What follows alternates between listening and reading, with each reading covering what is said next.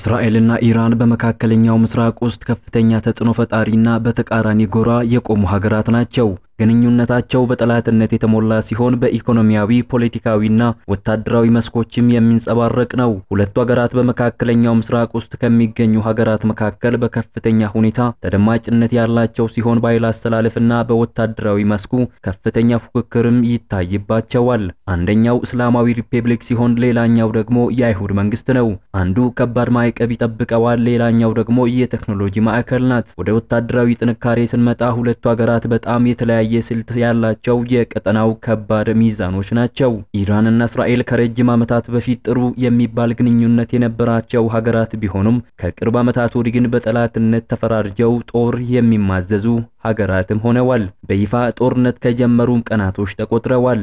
ለመሆኑ በሁለቱ ሀገራት መካከል እየከረረ የመጣው የጠላትነት ፍርጃው መነሻው ምንድነው? በዛሬው ጥንቅራችን በኢራንና በእስራኤል መካከል ያለውን ወታደራዊ፣ ኢኮኖሚያዊ፣ ሃይማኖታዊና የህዝብ ቁጥራቸውን በተመለከተ ጠለቅ ባለ መልኩ ያነጻጸርን በዝርዝር መረጃዎችን የምንሰጣችሁ ይሆናል። እንደተለመደው ይህንን ቪዲዮ ሲጀምሩ ላይክ በማድረግ ጀምሩ። አዲስ ከሆናችሁ ደግሞ ሰብስክራይብ በማድረግ ወቅታዊ አዳዲስና ሰበር መረጃዎችን ከኛ ዘንድ ያገኙ። በዝግጅታችን ላይ ያላችሁን ማንኛውንም ሐሳብ አስተያየት መጻፍ ትችላላችሁ። አሁን ወደ ዝርዝር መረጃዎቹ እናመራለን።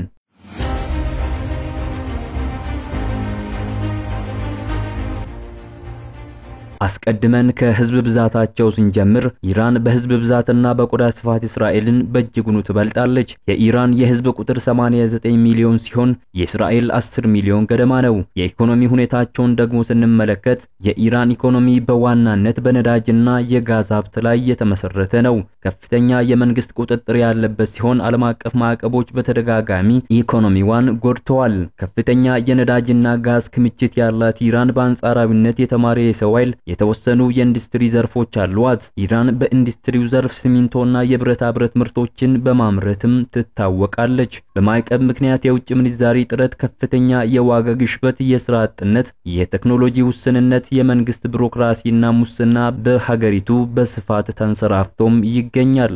በአጠቃላይ የኢኮኖሚ ሁኔታዋ ከማዕቀብ ጋር እየታገለም ቢሆን የሀገር ውስጥ ምርትን ለማሳደግና ከውጭ ጥገኝነት ለመቀነስ ጥረትም ታደርጋለች። እስራኤል በበኩሏ ኢኮኖሚዋ በከፍተኛ ቴክኖሎጂ፣ በፈጠራና በእውቀት ላይ የተመሰረተ ሲሆን ሲሊኮን ዋዲ በመባል የሚታወቅ የቴክኖሎጂ ማዕከልም አላት። ጠንካራ የቴክኖሎጂ ዘርፍ ያላት እስራኤል ከፍተኛ የውጭ ቀጥተኛ ኢንቨስትመንት፣ የተማረና ክህሎት ያለው የሰው ኃይል፣ ጠንካራ የጥናትና ምርምር ተቋም፣ ከምዕራቡ ዓለም ጋር የጠበቀ የንግድ ግንኙነትም መፍጠር ችላለች። በቴክኖሎጂው ዘርፍ ከሳይበር ደህንነት፣ ሶፍትዌር፣ ባዮቴክኖሎጂ፣ ወታደራዊ ቴክኖሎጂዎችን በማበልጸግ ላይም የምትገኝ ቢሆንም በሀገሪቱ ከፍተኛ የሆነ የኑሮ ውድነት፣ አንዳንድ ዘርፎች የሰው ኃይል እጥረት፣ ከጎረቤት ሀገራት ጋር ባለው ውጥረት ምክንያት የደህንነት ወጪዋ ከፍተኛ መሆኑም ይነገራል። በአጠቃላይ የኢኮኖሚ ሁኔታዋ በጠንካራ መሰረት ላይ የቆመ ተወዳዳሪና በፍጥነት በማደግ ላይ የሚገኝ ነው።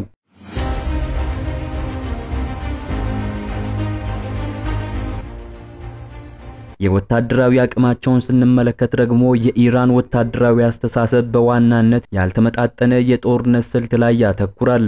ይህ ማለት በቀጥታ ውጊያን ከበለጸጉ ሀገራት ጋር መወዳደር ስለማትችል በሚሳኤል ፕሮግራም፣ በክልላዊ ተጽዕኖ ፈጣሪ ቡድኖችና በሳይበር ጥቃት ላይ ታተኩራለች። የሰው ኃይል ብዛትም በከፍተኛ ቁጥር አላት። የእስራኤል ወታደራዊ አስተሳሰብ በቴክኖሎጂ የበላይነት፣ ፈጣን ምላሽ መስጠት፣ ትክክለኛ የጦር መሳሪያ አጠቃቀምና ጠንካራ የመረጃ አሰባሰብ ላይ የተመሰረተ ነው። ጥራትን ከብዛት የሚያስቀድሙት እስራኤሎች የአየር ኃይል የበላይነት ደግሞ በእስራኤል ትልቅ ትኩረት ይሰጠዋል። በሰው ኃይል ብዛት ኢራን 600,000 በተጠንቀቅ የቆመ ሰራዊት ሲኖራት እስራኤል ደግሞ 170,000 ሰራዊት አሏት። እንደ ወርልድ ፋየር ፓወር መረጃ መሰረት ኢራን ከእስራኤል በላቀ መልኩ ለመከላከያ ሰራዊት ብዙ ገንዘብ ታወጣለች። እስራኤል ከጠቅላላ ከሀገር ውስጥ ምርቷ 4% ለወታደራዊ ወጪ ስታወጣ ኢራን ግን 2% ብቻ ነው የምትመድበው። በ2025 የወጣው ወታደራዊ መረጃ እንደሚያመላክተው የእስራኤል ጠቅላላ የወታደራዊ በጀቷ $30 ሚሊዮን ሲሆን የኢራን $15 ሚሊዮን ነው።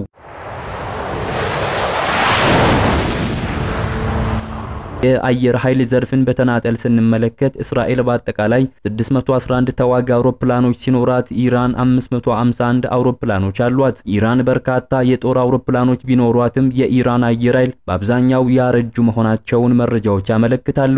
ለምሳሌ ያክል አብዛኞቹ አውሮፕላኖቿ የአሜሪካ ስሪት ሲሆኑ ከ1979 አብዮት በፊት የተገዙ እንደ F-14 የሩሲያ ዙ-24 እና ዙ-25 እንዲሁም የቻይና አውሮፕላኖችን ያካትታል። ኢራን የራሷን የጦር አውሮፕላኖች ለመስራት ብትሞክርም በቴክኖሎጂ ውስንነት ምክንያት ሊሳካላት አልቻለም። የእስራኤል አየር ኃይል በዓለም ላይ ካሉ እጅግ ዘመናዊ አየር ኃይሎች መካከል አንዱ ነው። በዋናነት የአሜሪካ አውሮፕላኖች እንደ F-35፣ F-15፣ F-16ን ይጠቀማሉ።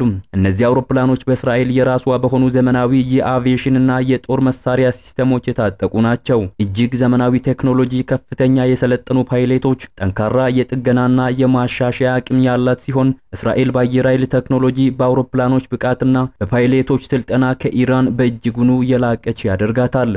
የታንክ ብዛትን ስንመለከት ደግሞ ኢራን 1700 ታንኮች ያላት ሲሆን እስራኤል ደግሞ 1300 ታንኮች አሏት። የኢራን ጦር ብዛት ያላቸው ታንኮች ቢኖሯትም አብዛኞቹ ታንኮቿ የቆዩ የሩሲያ ሞዴሎች እንደ T-55፣ T-72፣ የብሪታንያ ቺፍቴን እና የራሷ ምርት የሆኑ እንደ ካሬር T-72 እና T-90 ታንኮች አሏት። እስራኤል በበኩሏ በዓለም ላይ ካሉ ምርጥ ታንኮች አንዱ የሆነው ማርካቫ የተባለው የራሷን ታንክ ትሰራለች። ማርካቫ በተለይ ለሰራተኞቹ ደህንነት ከፍተኛ ትኩረት ተሰጥቶ የተሰራ ነው። በተጨማሪም የተሻሻሉ የአሜሪካ M60 ታንኮች አሏት። የእስራኤል ታንኮች በቴክኖሎጂ በመከላከያና በጥቃት አቅማቸው ከኢራን ታንኮች የላቁ ናቸው። ኢራን በታንክ ብዛት ከእስራኤል የምትበልጥ ቢሆንም በጥራት ግን እስራኤል ትበልጣታለች። የሰው አልባ አውሮፕላኖች ወይንም ድሮኖችን በተመለከተ ኢራን በድሮን ቴክኖሎጂ ከፍተኛ መሻሻልን አሳይታለች። የተለያዩ አይነት የጥናት የስለላና የማጥቂያ ድሮኖችን በስፋት በመስራት እየተጠቀመችም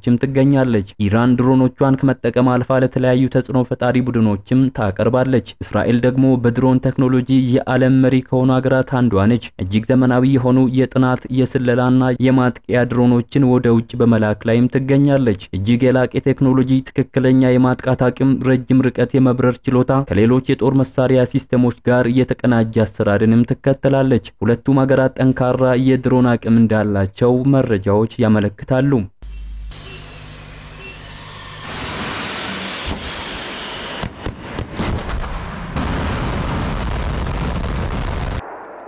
የሚሳኤል አቅምን በተመለከተ ኢራን በመካከለኛው ምስራቅ ውስጥ ካሉ እጅግ ግዙፍና የተለያዩ የሚሳኤል ክምችቶች አሏት። የአጭር የመካከለኛና የረጅም ርቀት ባሊስቲክና ክሩዝ ሚሳኤሎችንም ትሰራለች። የኢራን ከፍተኛ ቁጥር ያላቸው ሚሳኤሎች የእስራኤልንና ሌሎች የክልሉን ሀገራት አልሞ መምታት የሚችሉ ናቸው። እስራኤል በበኩሏ የላቀ የሚሳኤል ቴክኖሎጂ አላት። ይህም የራሷን ባሊስቲክ ሚሳኤሎች፣ ክሩዝ ሚሳኤሎችና እጅግ ዘመናዊ የሚሳኤል መከላከያ ሲስተሞችንም ያካትታል። ኢራን ሚሳኤል ብዛትና በተወሰነ ደረጃም በክልል ሽፋን እስራኤልን የምትበልጣት ሲሆን እስራኤል ደግሞ በሚሳኤል ቴክኖሎጂ ጥራትና በትክክለኛነት ከሁሉም በላይ እጅግ በተጠናከረ የሚሳኤል መከላከያ ስርዓትም ትበልጣታል።